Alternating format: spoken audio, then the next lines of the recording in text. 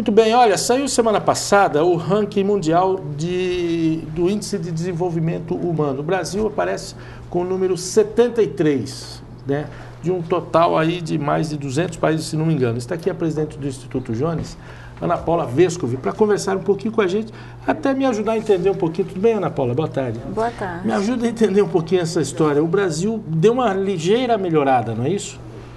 O Brasil melhorou entre os anos de 2009 e 2010, 4 posições. Isso é significativo? Isso é significativo, mas assim, como você falou, nós ainda estamos na 73ª posição e nós estamos no segundo grupo em termos de desenvolvimento, né? Então a ONU divide os 169 países pesquisados em 4 grupos.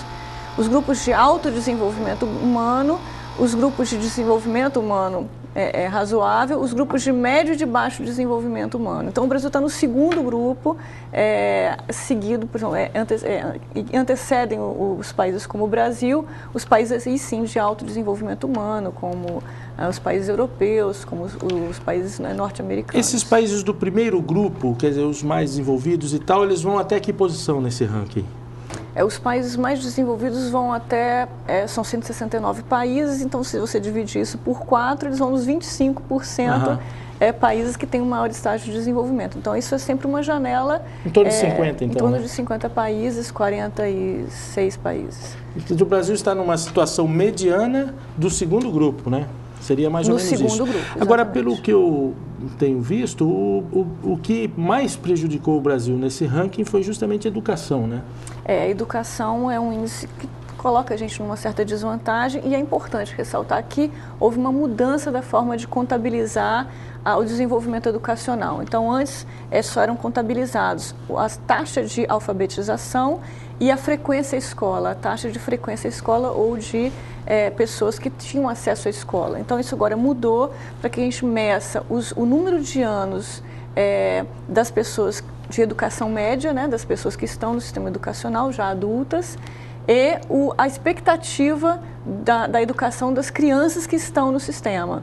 Então, a gente olha qual é a taxa de escolarização das crianças que estão dentro do sistema educacional e a gente projeta isso para o futuro. Então, é uma leitura de como que o país vai estar no futuro, tendo em vista Você tem essas projeções assim de cabeça? São 13,8 anos para o Brasil. Então, quer dizer... No futuro, quer dizer, vai melhorar muito, parece que hoje é menos de 8, né? Hoje isso é 7,2. Quer dizer, então, a expectativa educacional é muito melhor do que a situação, a média de anos de estudo dos adultos já escolarizados. Quer dizer, se nós tivéssemos já essa média de estudos em torno de 13 para 14 anos, nós estaríamos muito bem colocados nesse Nós estaríamos realmente no topo do ranking. É importante também olhar que quem está no topo do ranking tem uma expectativa educacional próxima a 20 anos.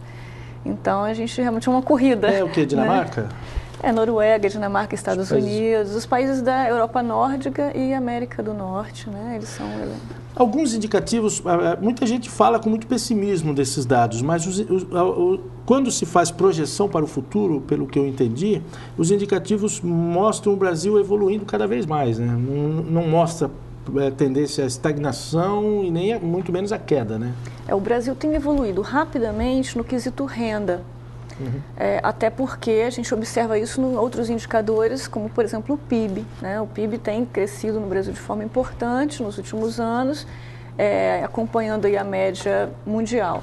Então, a gente consegue observar uma evolução importante na renda nacional bruta, que é o indicador, diferente do PIB, que é contabilizado pelas Nações Unidas para o IDH. Por quê? Porque o PIB, ele contabiliza uma parte da renda que é enviada ao exterior.